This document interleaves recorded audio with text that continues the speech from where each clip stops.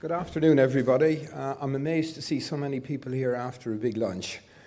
As I said, we are LM Wind Power, and we're working with Mainstream here on the blade component of the project.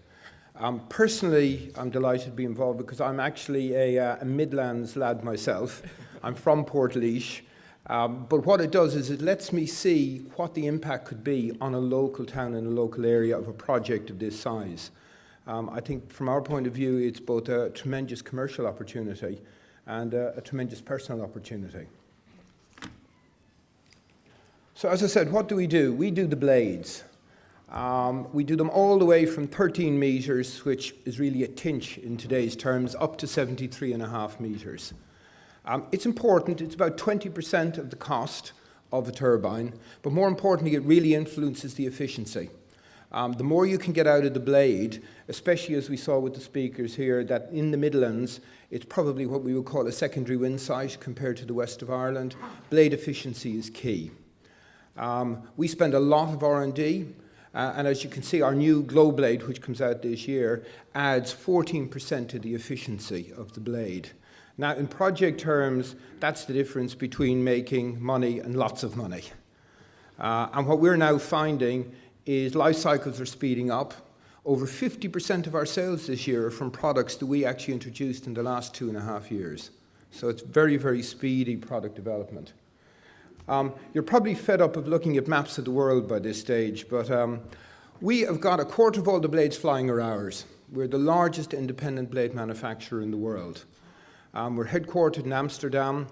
We've got 4 plants in Europe, 4 in China, 1 in India, 3 in the US, and we're just opening up in Brazil in September, which is a very good case study for how quickly we can actually get mobilized, including the entire supply chain, which is quite important. Because obviously, doing business in Brazil, you don't do business unless you local source. So we've just come out of a situation where within a 6-month period, we've had to actually construct a factory and build end-to-end an entire supply chain in a country we've never done business in before. Some of our partners. One of the things that helps us in this project is we are able in many ways to act as an aggregator for blade manufacturing. Already I've seen Goldwind, our colleagues here. We have worked with them extensively in China. We've helped them introduce their product into the US market. XEMC, who's beside me here, are another long-standing customer. I met Alstom this morning. With Alstom, we developed a 73.5 metre blade, which I think is currently still the longest blade that is actually in testing at the moment. And for GE, we're probably one of 2 major Tier 1 suppliers to GE worldwide. We work very closely in partnership with our customers. Alstom, again, being a good example, where the blade for them was developed entirely bespoke for them through our R&D process and is then actually tested and flying in France. And we will probably end up maybe co-building a factory with them to produce it for the offshore French market. This gives you an idea of what our plant might look like. We adopt a fairly standardized approach. We have the same way of making blades worldwide, which again helps our customers. This is actually our Polish plant. This is Goleniów. It's up on the north coast, one of our most successful plants. It's got 3 mold bays, so it effectively can produce 3 blades every 24 hours is the best way of describing it. 80,000 square meters. You need a fairly large plot because, as you see, product storage is interesting when everything you build is 40 to 50 meters long. As I said, about 12 months from beginning to end. We've got this down now to a fine art. And this will be able to be produced about 650 megawatts per annum. So over a 5 to 7 years, a plant like this could completely supply the project in Ireland. A question was asked earlier, was the economics of producing in Ireland. There was a worry that we might just import this stuff. Economically, frankly, that doesn't work. To import a blade set into Ireland is €41,000. That's €10 million a year of wasted money if we were to simply bring them in here. And as Andy said earlier, cost effectiveness is everything.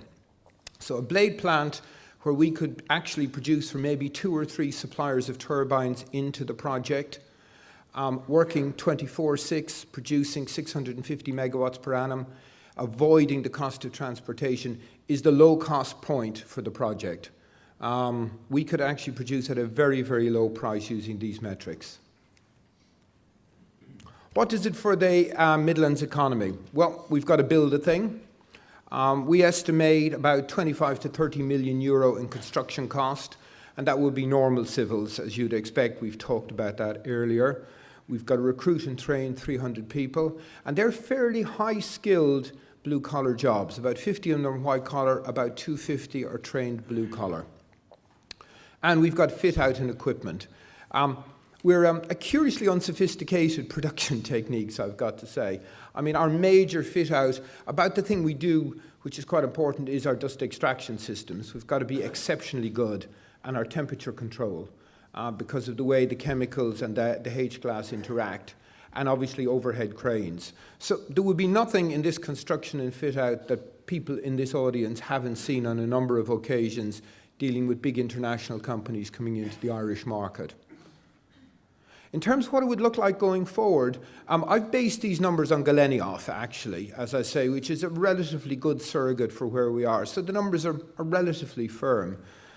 We would look at actually leaving somewhere between 500 and 600 million euro in the local economy over the period of the project, provided we could localize the majority of our supply chain here, which is a core objective, I've said, of LM, is to work very closely with local partners in actually building up the local expertise.